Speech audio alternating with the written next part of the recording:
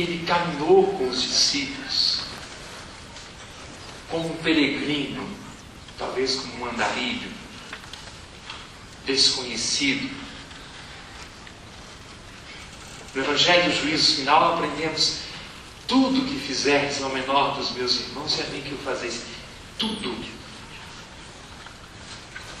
A cada momento nós temos a presença do Senhor no próximo, no irmão acolhido, no irmão a quem nós servimos. Tudo, e não só quando eu tomo consciência ou explicitamente reconheço essa presença do Senhor, porque também eu, no final de tudo, vou perguntar: quando é que isso aconteceu? Ele caminha conosco, Ele está ao nosso lado. Onde mais Ele se encontra? Ele explicou as Escrituras, mostrando tudo o que deveria acontecer com ele. O Senhor está presente na sua palavra.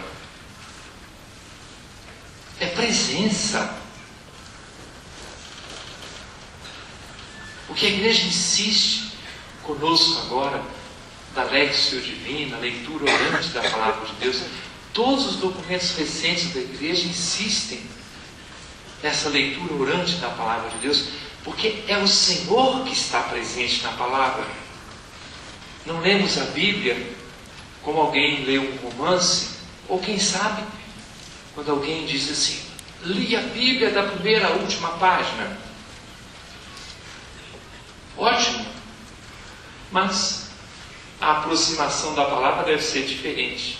Há um tempo atrás, eu estava estudando uma coisa de textos da Bíblia e usando um instrumento, uma ferramenta magnífica, quando no computador o texto completo da Bíblia, né? E você procura uma palavra, um texto, no instante coloca à sua disposição. Eu parei diante do computador e disse: mas vejam só, essa máquina tem a Bíblia inteirinha e não tem fé. Não tem fé.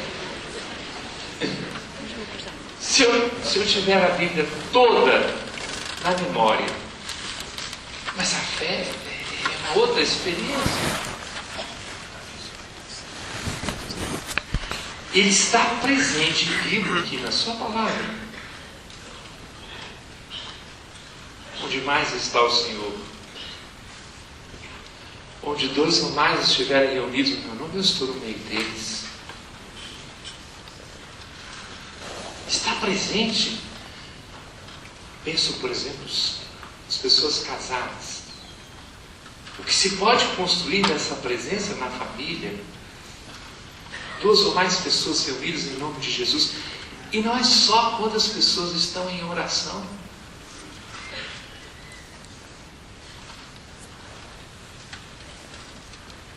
Quando na missa se diz: o Senhor esteja convosco. Como é que é? O Senhor esteja convosco. Ele está no meio de nós. A nossa é a única língua que tem essa resposta. Muitos liturgistas até tentaram agora falar que tinham que mudar a resposta que está nas outras línguas e conter o Espírito. Tanto a comissão encarregada aqui em Portugal quanto a nossa no Brasil, da qual eu faço parte, houve uma insistência que ficasse nessa resposta. Só em português temos: Ele está no meio de nós. É verdade. O Senhor está presente onde existe o amor recíproco. Quando nós nos amamos, quando estamos prontos a dar a vida uns pelos outros, Ele está presente. Fica conosco, Senhor, pois é tarde o dia já declina. Foi a experiência dos discípulos de Emaús. Onde mais se encontra o Senhor? Quando Ele se assentou à mesa com eles, partiu o pão, e os seus olhos se abriram. é o primeiro nome da missa, fração do pão. Ele partiu o pão. Os seus olhos se abriram, eles o reconheceram.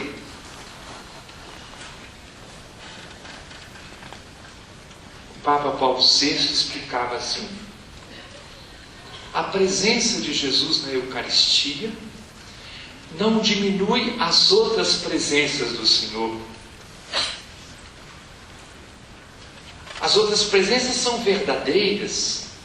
A presença dele no meio de nós não é um fazer de contas. A presença dele no próximo é verdadeira. Mas continuava Paulo VI: a presença de Jesus na Eucaristia, por excelência, por antonomasia, aquela presença verdadeira, garantida, corpo, sangue, alma e divindade. Por isso que tudo na igreja converge para a Eucaristia, converge para o altar, e tudo na igreja nasce, brota do altar. Ainda uma outra presença do Deus da paz. Os discípulos de Emaús voltaram correndo para Jerusalém e o encontraram presente na igreja. É verdade, o Senhor ressuscitou e apareceu a Simão. Nós temos a presença de Jesus na palavra do Papa e dos bispos, com todos os limites que nós bispos possamos ter, mas temos a clara consciência de que temos essa responsabilidade. Uma das coisas mais lindas na igreja, de vez em quando os livros de história ainda não conseguiram mudar os livros de história. A chave dos livros de história continua sendo uma chave marxista, não é? Opressor e oprimido. Tanto na Europa como nos nossos ambientes, os livros de história ainda não descobriram que o mundo mudou.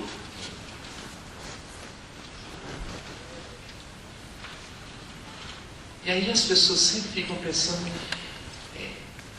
parece que é moda, né? Descobrir, vamos dizer assim, os erros da igreja. Gosto até de usar uma expressão absolutamente inadequada: igreja santa e pecadora. É mentira. Ela é santa, formada de pecadores, que somos vocês e eu, mas é santa, porque ela foi purificada no sangue do Cordeiro. Mas ela é santa.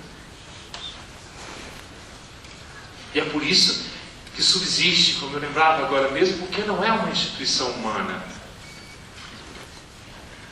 Mas é magnífico. No correr da história nós tivemos papas muito santos. Vivemos uma quadra da história privilegiada. Só temos papas muito santos e muito bons. Portugal experimentou há pouco tempo essa presença fabulosa do Papa Bento XVI aqui neste país. Mas no correr da história houve papas que não foram tão santos. Mas olhem para mim. Deus nunca permitiu que um pontífice romano ensinasse o erro. Nunca. Nunca permitiu que ensinasse o erro. Muitos deles até foram muito pecadores enquanto comportamento pessoal. Mas Deus não permitiu que ensinasse nada de errado. A igreja tem a certeza, as portas do inferno não prevalecerão contra ela. Por isso,